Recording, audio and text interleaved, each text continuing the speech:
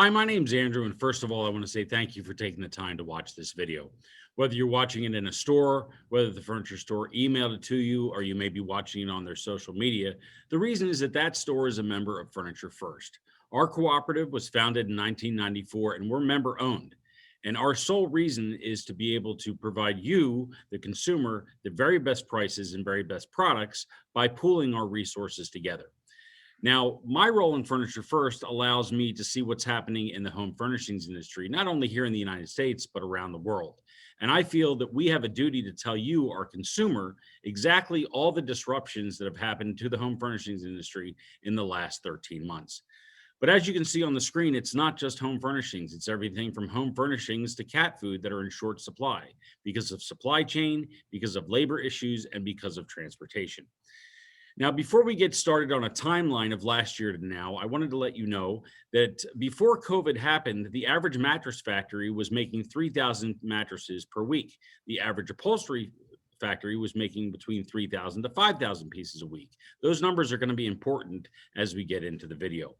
We're going to do this by timeline by quarter. And at the end of every quarter, you're going to see on the bottom left hand of the screen a backlog counter. And that backlog counter represents one top 10 upholstery manufacturer that we deal with that I got the information from. It's not the whole industry, but it's a pretty good cross section of what's going on to every upholstery manufacturer and mattress manufacturer. So let's start with January of last year. Something a lot of people don't know is that the federal government initiated a program that basically took over 50,000 truck drivers off the road. In the middle of March, COVID starts to really enter into our consciousness. There's stay-at-home orders, and several of the furniture and mattress factories have to shut down. And then, of course, by the end of March, we have the CARES Act. The federal government has declared it a pandemic, and thousands of furniture factory workers have been laid off. And for this particular manufacturer that I talked about, by the end of March, they have over 15,000 pieces on back order. Second quarter, and this was huge. There's a critical component called non-woven polypropylene that's used in masks and it's used in gowns that the doctors and nurses use.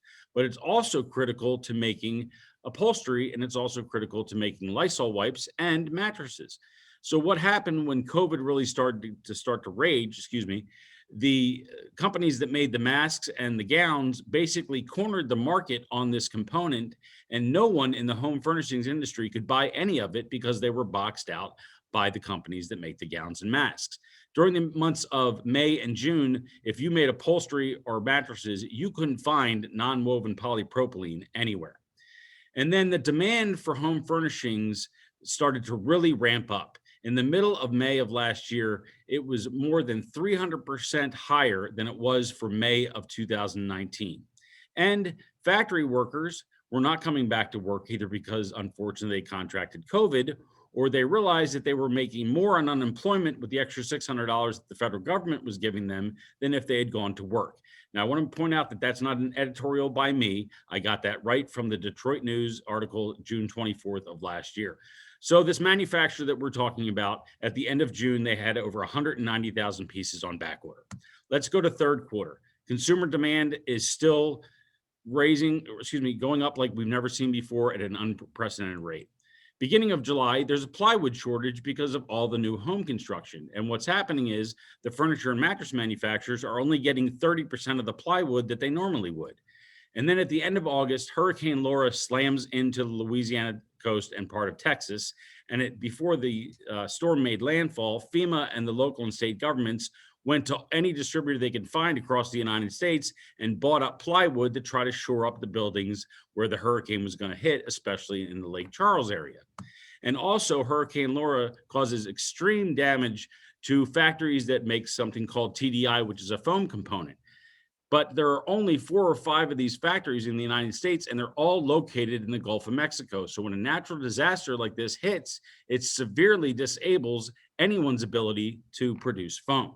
So at the end of the third quarter, we are looking at a 625,000 piece back order for this one manufacturer. And as you can see on the screen, that is one of the factories that made TDI that's located in Louisiana. Hurricane Laura basically leveled the building.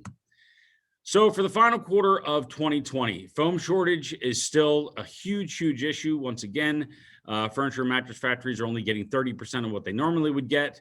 There's another lumber shortage that happens in October. The factories cannot find skilled labor. Their attendance is running at about 70%. And then when the second wave of COVID hits, those attendance numbers drop to anywhere between 40 to 60%. And then finally, for the fourth quarter, suppliers for wrapped mattress coils and sofa seat coils are running out of stock. And a lot of that has to do with the next thing, which is the imports of critical parts and also completed furniture from overseas slow to a crawl because there's a shortage of containers, there's a shortage of vessels, and there's a shortage of skilled crew to bring those vessels over to the United States from overseas. As you can see on the bottom, how big a container ship is. They need obviously a crew that can run that. And when they can't find those, the container ships just sit. So by the end of 2020, the manufacturer that I talked about, top 10 upholsterer manufacturer, is sitting at over 1.2 million pieces on back order. So January 2021, the 37,000 truck drivers out of the 50,000 I talked about before are still not back on the road because they haven't passed the protocol that the government has put in place. So everybody's having trouble getting things from point A to point B with 37,000 less truck drivers on the road. The container ships we just talked about are unable to dock in Los Angeles and Long Beach because over 1,000 of the dock workers are infected with COVID. Furniture and mattress factories are still facing a critical labor shortage, which still continues today. A lot of them built new factories, brought in new machinery because they thought that we'd have a handle on COVID by now, but they can't find the workers to man the machines. And then the Texas freeze happens, and it cuts 95% of the normal foam production. If you look on the bottom of the screen of the pictures of those facilities right there, those were built to withstand Texas heat, not New England winters. So when they all iced up, it caused severe damage to that machinery. And once again, the furniture and mattress manufacturers are only getting 25% of the foam allocation that they would normally get. And that's still going on, and today's March 24th. So by the end of February, this vendor that I've been talking about is looking at a 1.4 million piece back order log.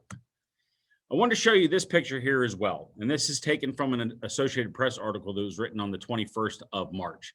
This is the port of Long Beach. If you look, you can see through the smog just how many ships are out there, how many container ships. On any given day, they have over 40 container ships that are just anchored waiting to be let into port.